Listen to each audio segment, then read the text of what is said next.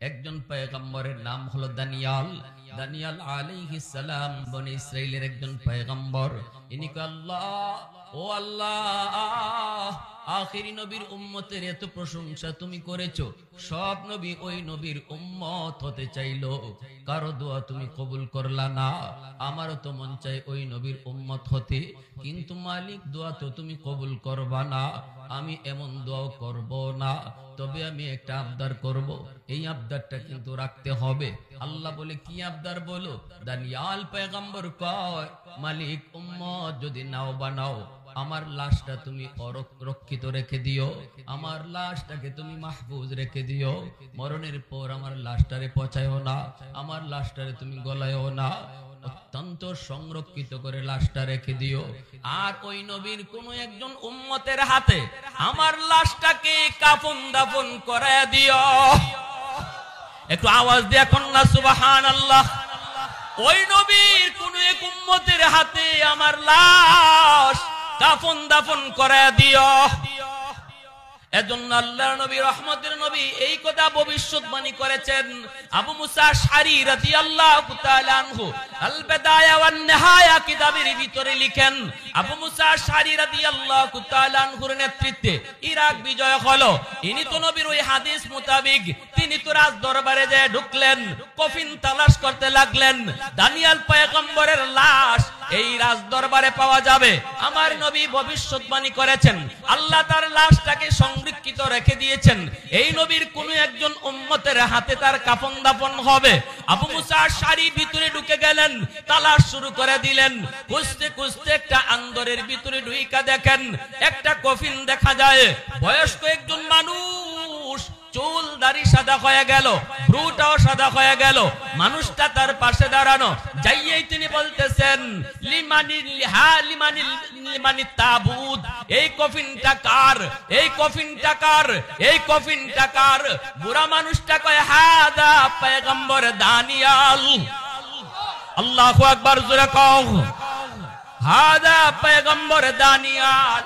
এই কথা বলতে আবু মুসা আশআরী রাদিয়াল্লাহু তাআলা আনহু সাথে সাথে কফিনটাকে তিনি ধরলেন।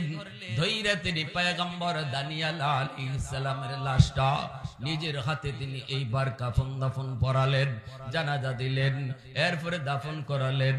আবু মুসা আশআরী তিনি বলেন, আমার মতো ভাগ্য এই উম্মতের কয়জনের আছে? আমি আমার চোখে দুইজন পয়গম্বর দেখেছি। এক হলো আমার নবী, রহমতের নবী সরওয়ারে দু জাহানকে দেখেছি, আরেকজন বনি ইসরাইলের পয়গম্বর দানিয়াল আলাইহিস সালামকে দেখছি। ওই মুসা কালিমুল্লাহ কে, আল্লাহ, জান্নাতে আমার বন্ধু কে হবে একটু দেখতে মন চায়। আল্লাহ বলবেন, অমুক বাজারে যাও, যায় দেখবে একজন কসাই গোশত বিক্রি করে, এই কসাই হলো তোমার বন্ধু, জান্নাতে তোমার বন্ধু। মুসা নবী তার নাম ঠিকানা লইয়া, আল্লাহর কাছ থেকে নাম ঠিকানা লইয়া মুসা নবী ওই মানুষটাকে দেখার জন্য তিনি বের হলেন। কে সেই মানুষটা, কি তার নেক আমল, একটু দেখতে তো মন চায়।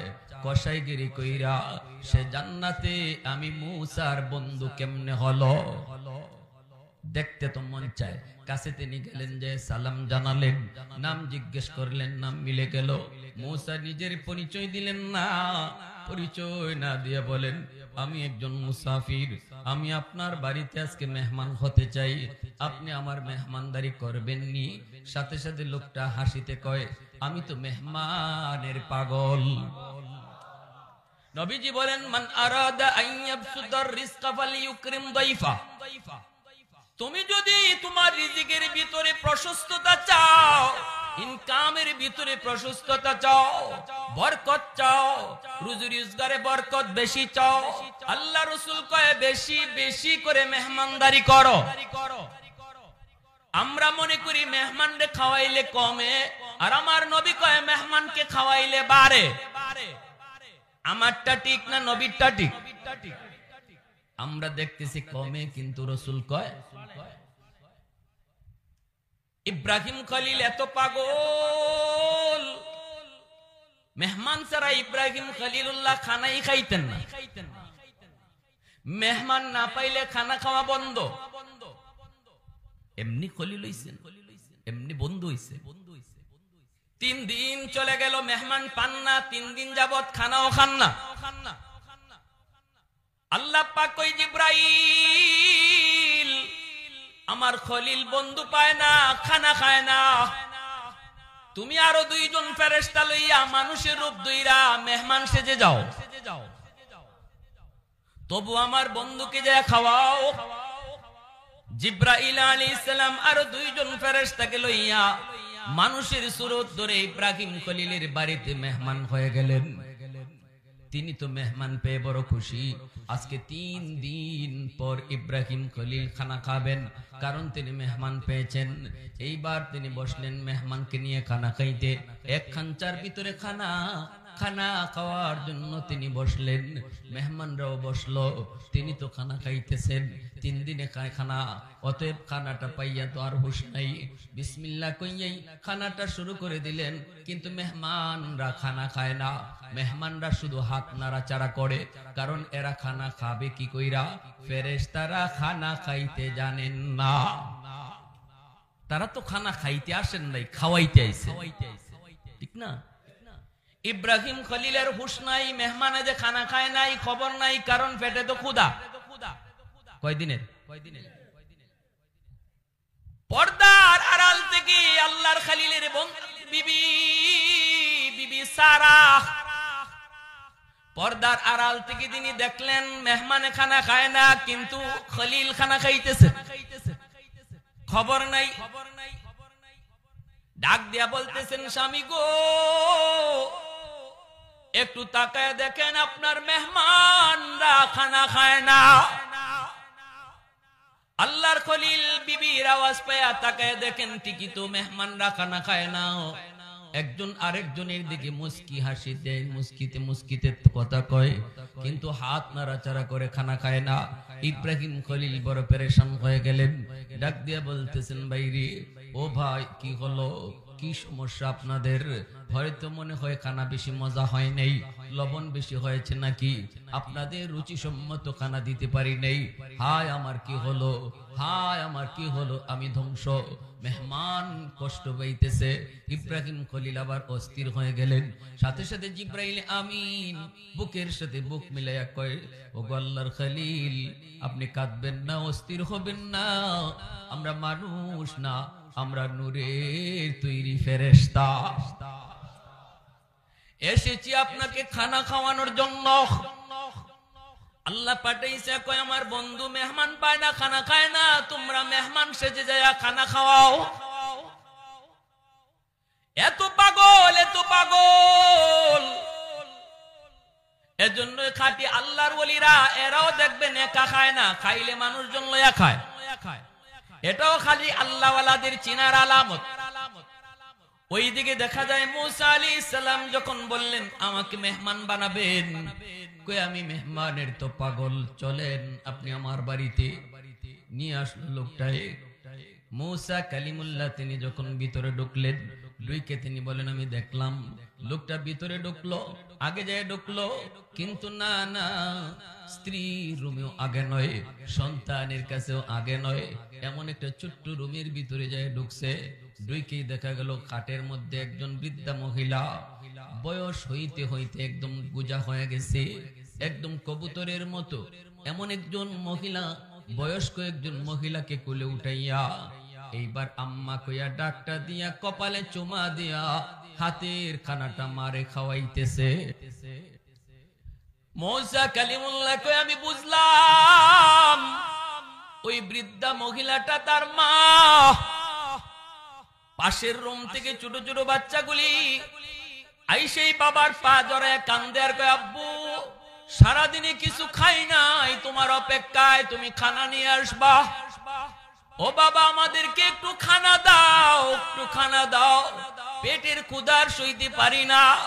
কিন্তু বাবা তখন সন্তানদের মাথায় হাত বুলায়া চোখের পানি ফালায় কয়, বাবা একটু ধৈর্য ধরো, একটু ধৈর্য ধরো, আগে তোমাদের দাদুকে খানা খাওয়ায়া নেই। মুসা কালিমুল্লাহকে আমি দেখলাম, লোকটা এত কলিজার টুকরা সন্তান, পায়ে পড়ে কান্দে, তবুও সন্তানের মুখে আগে খানা দিল না। আগে সবার আগে মার মুখে খানা উঠে দিল, মার মুখে খানা উঠে দিল। এ যুবক, বাজার থেকে কমলা নিয়ে ঘরে যাও, বিবির হাতে দিও না, সন্তানের হাতেও দিও না, মা থাকলে মার হাতে নিয়ে কমলাটা দাও। এই কমলা মা নিজে খাবে না, কমলাটা সুলাইয়া সবার আগে তোমার সন্তানকেই খাওয়াবে। কিন্তু মার হাতে কমলাটা দেওয়ার কারণে মার দিল খুশি, সাথে সাথে কে খুশি? একটু জোরে বলেন কে? আম্মা আজকে কমলাটা তোমার জন্য এনেছি, আজকে কমলাটা আব্বা তোমার জন্য এনেছি, আব্বা তোমার জন্য বাজার থেকে এই এনেছি ওই এনেছি। সন্তানের জন্য যত যা কিছু নাও, বাবার কথাটা খেয়াল কইরো, একটু বাজারে গিয়া মার কথাটা একটু খেয়াল রাখো। মার কোনো ঔষধ লাগে কিনা, বাবার কোনো ঔষধ লাগে কিনা মনে রেখো যুবক আমার। আল্লাহ বলেন ইয়াসআলুনাকা, আল্লাহ পাক কয় বন্ধু, মানুষ তোমার কাছে জিজ্ঞেস করে কোন পথে সম্পদ ব্যয় করবে, কোন পথে সম্পদ ব্যয় করবে। আমি আল্লাহ তোমাকে বলে দেই, 1 নাম্বার খাত হলো বাপ মার জন্য। সবার আগে বাপ মার জন্য টাকা খরচ হবে। অতএব সবার আগে বাজারে গিয়া সন্তানের জিনিসটা কেনার আগে মার কি লাগবে সেটা তুমি দেখো, বাবার কি লাগবে সেটা দেখো। এটা আমার আল্লাহর নির্দেশ। বাবার ঔষধ আগে কিনো, মার ঔষধ আগে কিনো। শীতের কাপড় নিজেরটা আগে নয়, আল্লাহ বলেন মার কাপড়টা আগে কিনো, বাবারটা তুমি আগে কিনো। কারণ তোমার সম্পদের উপর সবার আগে হক হলো মা বাবার, সবার আগে হক। তাহলে শীতের কাপড় নিজেরটা আগে না বাপ মারটা আগে? শীতের কাপড় বউয়েরটা আগে না বাপ মারটা আগে? শীতের কাপড় সন্তানেরটা আগে না বাপ মারটা আগে? নির্দেশ কার? আল্লাহ পাকের নির্দেশ। এটা আল্লাহর পবিত্র কোরআনে সূরাতুল বাকারাতে আল্লাহ এই কথা বলছেন। বন্ধু, মানুষ তোমারে জিগায় কোন কোন জায়গায় টাকা খরচ করতো, আমি আল্লাহ 5টা খাতের কথা বলে দেই। 1 নম্বরে হলো মা বাবার জন্য। জোরে করে সুবহানাল্লাহ। মুসা নবী বলেন, আমিও দেখলাম লোকটা যাই এই মাকে আগে খানা খাওয়াইলো, সন্তানের মুখে আগে দিল না, মা বাবার মার মুখে আগে উঠাই দিল। এইবার মুসা নবী বলতেছেন, ভাইরি ও ভাই, এই বাচ্চাগুলি কার? কয় বাচ্চাগুলি আমার। ইনি কে? কয় আমার আম্মা। বাচ্চাগুলিকে খানা দিলা না, আগে তোমার মাকে তুমি খানা দিলা। কতদিন যাবত এই আমল তুমি করো? লোকটাই কয়, ভাই আজকে 40 বছর যাবত আমার মাকে আমি সবার আগে খানা খাওয়াই। মুসা নবী কয়, দেখলাম তোমার আম্মা বীর করে কি যেন দোয়া করলো। কি দোয়া করলো শুনি নাই, বুঝি নাই। লোকটা কয়, আমার আম্মা সব সময় 2টা দোয়া করে, একটা দোয়া কবুল হয়ে গেছে আমি পায়া গেছি, আরেকটা দোয়া কবুল হবে কিনা জানি না। মুসা নবী কয়, কি সেই দোয়াটা একটু কও। কয়, 1 নাম্বার দোয়া করে আম্মা, আল্লাহ আমার সন্তানের রিজিকের মধ্যে তুমি বরকত বাড়ায় দিও। আমি ব্যবসা করি ছোট, কিন্তু আমার কোনো অভাব নাই। আলহামদুলিল্লাহ। ব্যবসা করি ছোট, কিন্তু কোনো অভাব নাই। অল্প টাকার মধ্যে আল্লাহ এত বরকত দেয়, এত বরকত দেয়। অতএব মার এই দোয়া কবুল। আরেকটা দোয়া কেমনে কবুল হবে আমার বুঝে আসে না। কই কি সেই দোয়া? মায়ের দোয়া করে, আল্লাহ আমার মানিকের উপরে আমি এত খুশি, আল্লাহ তুমি পরকালে জান্নাতে মুসা নবীর বন্ধু আমার সন্তানকে বানাইও। এই কথা বলতে মুসা নবীর চোখ দিয়ে দরদর করে পানি পড়ে, কান্না শুরু করে দিছেন, আর জমিনে পড়ে সেজদায় পড়ে গেলে আল্লাহর কাছে কান্দের কোন মালিক, পায়া গেছে কোন আমলের উসিলায় তোমার এই গোলাম জান্নাতে আমার বন্ধু হবে। সেজদা থেকে মাথাটা উঠায়া লোকটারে বুকের সাথে বুক মিলায়া, কাঁধের সাথে কাঁধ মিলায়া, কপালে চুমা দিয়া কই, ভাই তোমার মায়ের দ্বিতীয় দোয়াটাও আল্লাহর কাছে কবুল হয়ে গেছে। কই কেমনে? আমি তো বুঝি না।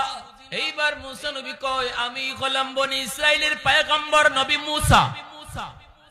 আমি আল্লাহর কাছে আবদার করেছিলাম, মালিক জান্নাতে আমার বন্ধুকে হবে দেখতে মন চায়। আল্লাহ তোমার কাছে আমারে পাঠায় দিছে আর বলছে তুমি হবে আমার জান্নাতে বন্ধু। আমি পরীক্ষা করার জন্য এসেছি কি সেই নেক আমল, যেই নেক আমলের কারণে তুমি আল্লাহকে এইভাবে খুশি করে নিছো। আল্লাহ তোমাকে আমার জান্নাতে বন্ধু বানাইছে। আমি পেয়ে গেছি রে ভাই, পেয়ে গেছি। সেই আমলটাই হলো তোমার মায়ের দোয়া। একটু জোরে কন্যা সুবহানাল্লাহ, আর একটু জোরে সুবহানাল্লাহ।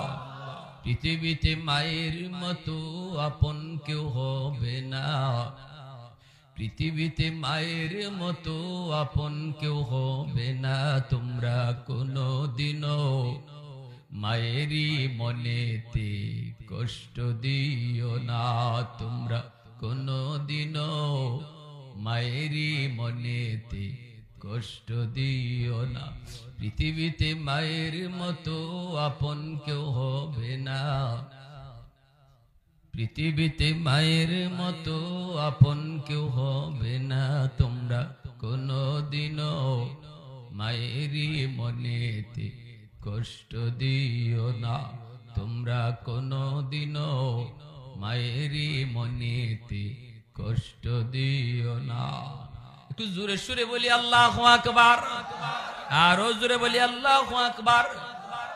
এটা গেল দোয়া কবুলের একটা ঘটনা। বদদোয়া কবুলের একটা ঘটনা বলবো কি? মনোযোগ কার কার আছে একটু হাত তুলে আল্লাহকে দেখান।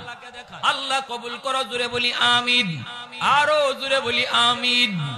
করাচির হযরত হাকিম আক্তার সাহেব রাহিমাহুল্লাহ তিনি বলেন, আমি করাচির শাহী মসজিদে নামাজ পড়লাম, তাকায় দেখি একটা যুবক বড় সুন্দর করে নামাজ আদায় করলো।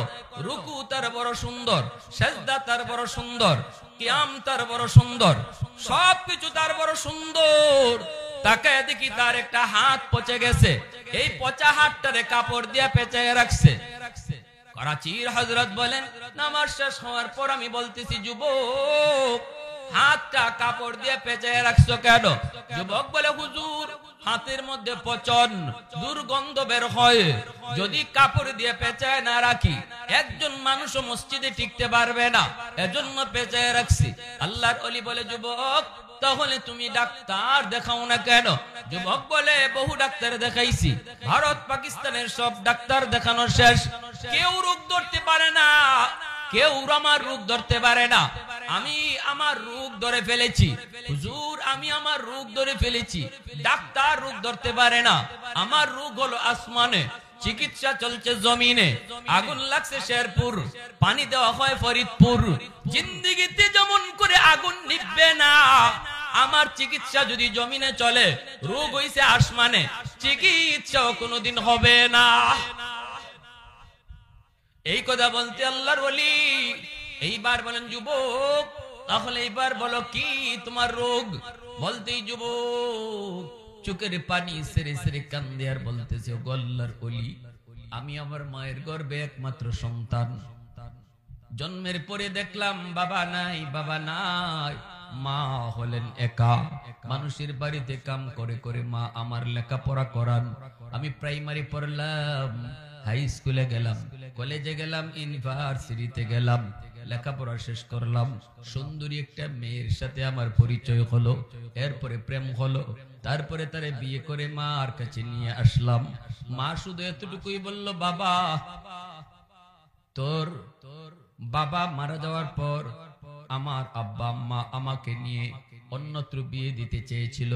আমি বলেছিলাম, না বাবা আমি যাব না, আল্লাহ আমাকে একটা মানিক দিয়েছে, এই মানিকের চেহারা দেখা জীবন যৌবন স্বামীর বাড়িতে কাটায় দিব। আজ তুই বিয়ে করলি কিন্তু মারে বিয়ের কথাটা বললি না।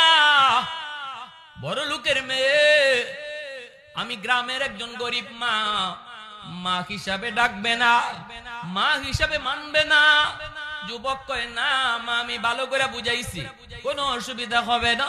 কিন্তু মায়ের চিন্তা যা ছিল ঠিক ছিল, কারণ বড় লোকের মেয়ে গরিবের বাড়িতে এসে কখনো গরিব মাকে মা কইয়া ডাকতে পারে না, বাবাকে আব্বা কইয়া ডাকে না, ঠিক কিনা জোরে বলেন? এজন্য শরীয়তে বলে কুফুদিকে বিয়ে করো, তুমি যে লেভেলে আসো এই লেভেলে বিয়া কইরো, উপরেও যাও না নিচেও যাও না। হ্যাঁ,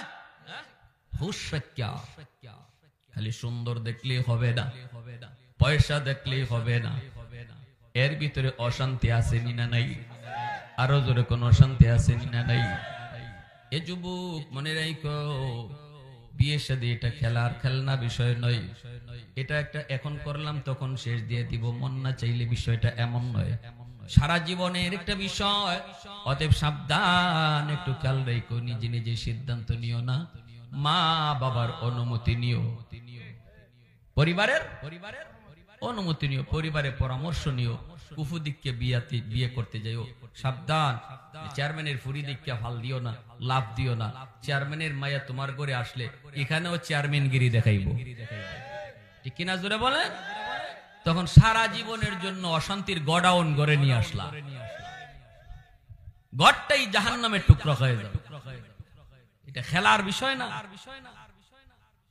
মা যেমন ভাবছে এমনই হইছে, কিছুদিন পরে মারে আর মা কয়ে ডাকে না। হে অফিস থেকে আসলে পরে মার বিরুদ্ধে তার কানে কানে নালিশ দেয়।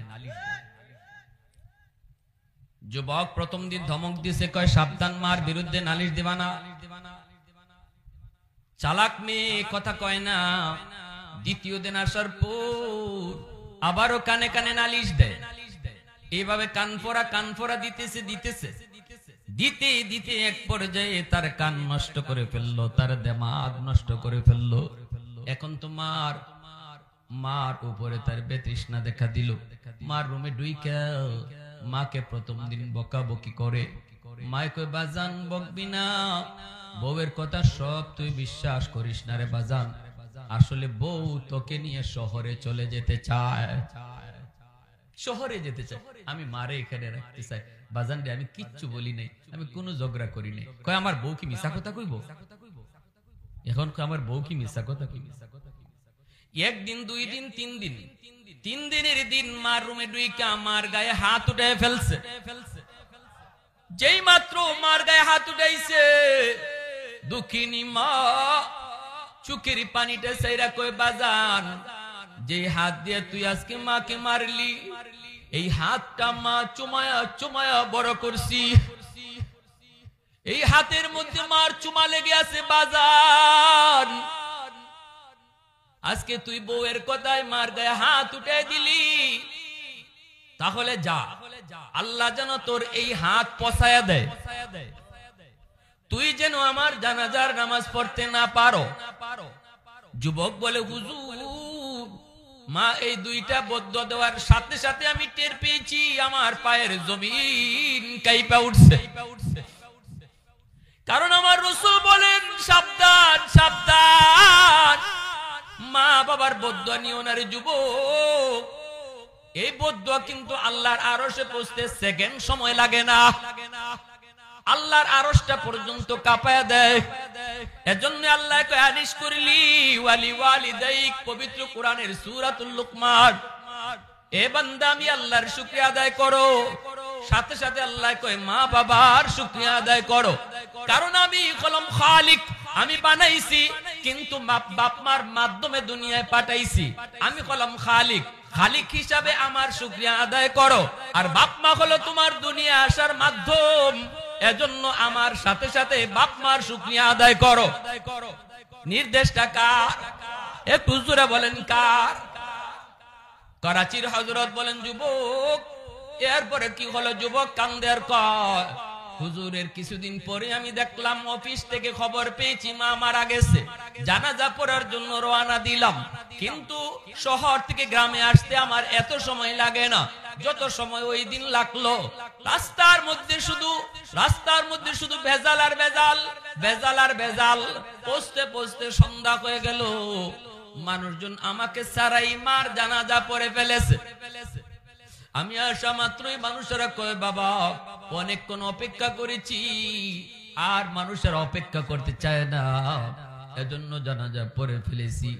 যুবক কান্দের কই, বাবারা তোমাদের কোনো দোষ নাই, এটা আমার কপালের লিখন। আমি তো বুঝে গেছি আমার মার দুইটা বদুয়া, একটা হলো তোর হাত যেন পচে যায়, আর একটা হলো তুই যেন আমার জানাজা পড়তে না পারো। মার এই বদুয়াটা কবুল হয়ে গেছে, এখন হলো দ্বিতীয় বদুয়া তোর হাত যেন পচে যায়। হুজুর কয়েকদিনের মাথায় দেখলাম ওই হাত, যেই হাত মার গায়ে উঠাইছিলাম, একটা ফুরা দেখা দিছি, ফুরা থেকে পচন শুরু হয়েছে। অ্যান্টিবায়োটিক খাই, অ্যান্টিবায়োটিক ডাক্তাররা দিল, না পচন ভালো হয় না। ডাক্তাররা কয় আমরা তো কিছু বুঝি না, কেন এমন হইতেছে, কেন ভালো হয় না। পচন শুধু হাতের উপরের দিকে উঠে, ডাক্তাররা কিছুই বুঝে না। আমি বুঝে গেছি, কারণ আমি বুঝে গেছি। বুঝার তো কোথায়, আমার চিকিৎসা ওরা কেমন করে করবে, কারণ আমার রোগটা তো জমিনে নয়, রোগ হলো কোথায়? একটু জোরে বলেন কোথায়? আসমানের রোগ চিকিৎসা জমিনে হবে না, ঠিক না? এরপরে যুবক বলতেছে, আল্লাহর বলি, এই পচন দুর্গন্ধ সুন্দরী বউ, আমার যেই বউয়ের কারণে মার গায়ে হাত উঠাইছি, এই বউটাও আমাকে ফালায়া বাপের বাড়ি চলে গেছে। এলাকার মানুষ আমাকে বাড়ি থেকে বের করে দিয়েছে, কয়ে অন্যত্র কোথাও চলে যা, তোর এই দুর্গন্ধের কারণে আমরা টিকতে পারি না। এখন আমি রাস্তায় রাস্তায় ঘুরি, মসজিদে মসজিদে সেজদায় পড়ে কান্দি, আল্লাহর কাছে কান্দি, হুজুর একটু বলেন আল্লাহ আমারে মাফ করবেনি। ভাইরা বন্ধুরা, এমন যদি হয় তাহলে কি করব আমরা? আমাদের মধ্যে এমন কেউ থাকতে পারি, যদি এমন হয়ে যায় মা কবরে চলে গেছে, বাবা কবরে চলে গেছে, কষ্ট দিয়েছিলাম, মাপ চাইতে পারি নাই। এ যুবক, কপালে তোমার শনি, দুনিয়া কিভাবে কাটবে জানি না। পাওয়ার হাউস হলো তোমার মা বাবা। এই যে এখানে লাইট লাগাইছেন, জ্বলবে কি কইরা? কয় পাওয়ার হাউস থেকে লাইন ওকে করো, তাহলে এই লাইট জ্বলবে, নতুবা জ্বলবে না। আমার আপনার জীবনও আল্লাহ পাক কিছু লাইট লাগাইয়া দিছে, কিন্তু জ্বালায়া দেয় নাই। জ্বালানোর জন্য আল্লাহ বলছে, মা বাবা পাওয়ার হাউস, লাইন ওকে করো, লাইট আমি আল্লাহ জ্বালায়া দিব। মা বাবা থেকে তোমার জীবনের পাওয়ার হাউস, ওই জায়গা থেকে লাইন যদি ওকে রাখো, দোয়া যদি তোমার আসতে থাকে, তাহলে তোমার লেখাপড়ায় বরকত, চাকুরিতে বরকত, ব্যবসা বাণিজ্যে বরকত, সর্বলাইনে বরকত বাড়ায় দিবে কে? একটু জোরে আওয়াজ দিয়া বলেন কে? এজন্য আমাদের কাছে কেউ যদি কয় হুজুর এত কষ্ট করি কিন্তু সফলতা পাই না, বরকত পাই না, সবার আগে বলি লাইন ঠিক আছে কিনা দেখো, ঠিক কিনা? পাওয়ার হাউস থেকে লাইন কাটা নাকি লাইন ওকে? লাইন যদি কাটা থাকে, আগে লাইন ঠিক করো, তাহলে জিন্দেগীর সফলতা বাড়ায় দিবে কে? আল্লাহ। লাইন কাটা রাখিয়া হুজুরদের ফু ফা আর পানি ভরা যতই নেও লাভ নাই। লাইন কাটা, এখান থেকে পানি ভরায় কাজ হবে না, পানি ভরায় কাজ হবে না। রাসূল বলেন, কোন সন্তান যদি রাতের বেলা ঘুমায়, বাপ মারে খুশি কইরা সকাল হতেই তার জন্য জান্নাতের দরজা আল্লাহ খুলে দেন। আর যদি কোন সন্তান রাতের বেলা মার মনে বাবার মনে কষ্ট দিয়া ঘুমায়, সকাল হতেই তার জন্য জাহান্নামের দরজা খুলে দেওয়া হয়। এবার সিদ্ধান্ত নেবেন, আজ রাত যদি আমার জীবনের শেষ রাত হয়, তাহলে আমি মারে খুশি রেখে মরতেছি নাকি মারে কষ্ট দিয়া মরতেছি, এই চিন্তাটা মাথায় রাখবেন। যদি মনে করেন আগের অতীতের কোন এক কথায় আমার মার মনে কষ্ট আছে, মাপ নেই নাই, আজকে রাত্রে মাপ চাইয়ে নেবেন, মশারিটা টানাইয়া দেন, দেখবেন মা খুশি। তার মার মাথায় একটু তেল লাগাইয়া দেন, দেখবেন মা খুশি হয়ে গেছে। বাবার পায়ের তলে একটু তেল লাগাইয়া ঘুমাও, দেখবা বাবা খুশি হয়ে গেছে। আল্লাহ যদি এই রাত্রে তোমার মরণ লিখে রাখে, শুধু এতটুকুর উসিলায় রাসূল বলেন তোমার জন্য জান্নাত ওয়াজিব হয়ে যাবে। সুবহানাল্লাহি ওয়া বিহামদিহি সুবহানাল্লাহিল আযীম। আর যাদের বাপ মা দুনিয়াতে নাই, যদি কষ্ট দিয়া থাকি, তাহলে এই বাপ মারে খুশি করার সুরতটা কি? কার কার শুনবার ইচ্ছা আছে একটু দেখান। আল্লাহ, বাপ মা নাই কিন্তু এরপরও খুশি করব, কেমনে খুশি করব? সবার ইচ্ছা আছে, শুনবো ইনশাআল্লাহ। একখান হাদিস আবু দাউদ শরীফের বলবো, এর আগে শুধু একটা মিনিট আমি আপনাদের কাছ থেকে সময় নেব। এই মাহফিলটা যারা আয়োজন করেছেন, আজকে আপনাদের এলাকার মুজাহিদ কমিটি সহ তরুণ যুবকরা, ব্যবসায়ী ভাইরা, এতে আপনারা খুশি না বেজার? আগামী বছর হইতো না হইতো না?